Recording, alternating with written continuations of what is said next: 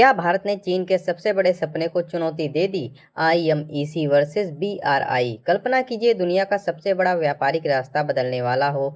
जहां आज तक चीन का दबदबा था, वहीं अचानक भारत एक ऐसी चाल चलता है जिससे पूरी दुनिया का ध्यान उसकी ओर चला जाता है। सवाल है, क्या भारत सच में चीन के सबसे बड़े प्रोजेक्ट को चुनौती दे रहा है या यह सिर्फ एक सपना है? आज की कहानी किसी मिसाइल या युद्ध की नहीं, बल्कि उस कॉरिडोर की है जो आने वाले वर्षों में दुनिया का व्यापार बदल सकता है। करीब एक दशक पहले चीन ने एक बहुत बड़ा सपना देखा था, एशिया, अफ्रीका और यूरोप को सड़कों, रेल लाइनों और बंदरगाहों से जोड़ने का।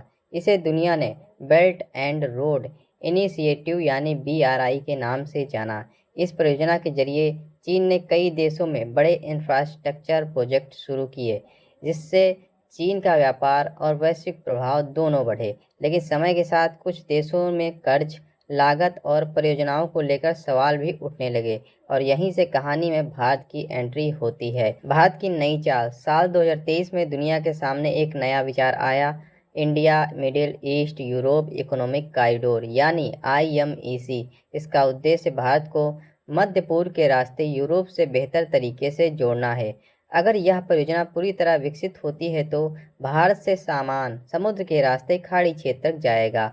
वहां से रेल नेटवर्क के जरिए आगे यूरोप की ओर पहुंचाया जा सकेगा, यानी व्यापार के लिए एक नया विकल्प तैयार हो सकता है। यही वजह है कि कई लोग आईएमईसी को सिर्फ एक व्यापारिक परियोजना नहीं, बल्कि बदलती जियोपॉलिटिक्स का हिस्सा मानते हैं। अमेरिका और यूरोप क्यों साथ हैं? अब सवाल उठता है, अमेरिका और यूरोप इसमें इतनी रुचि क्यों दिखा रहे हैं? क्योंकि वे ऐसी सप्लाई चेन चाहते हैं जो अधिक विविध और लचीली हो। दूसरी ओर भारत अपनी मैन्युफैक्चरिंग, बंदरगाहों और लॉजिस्टिक्स को लगातार मजबूत करने की कोशिश कर रहा है। अगर आने वाले वर्षों में आईएमईसी सफल होता है तो भारत खाड़ी देशों और यूरोप के बीच व्यापार को नई गति मिल सकती है। लेकिन यह सच भी है, इतनी बड़ी परियोजनाओं को पूरा होने में समय लगता है और इनके सामने कई व्यापारिक चुनौतियां भी होती हैं।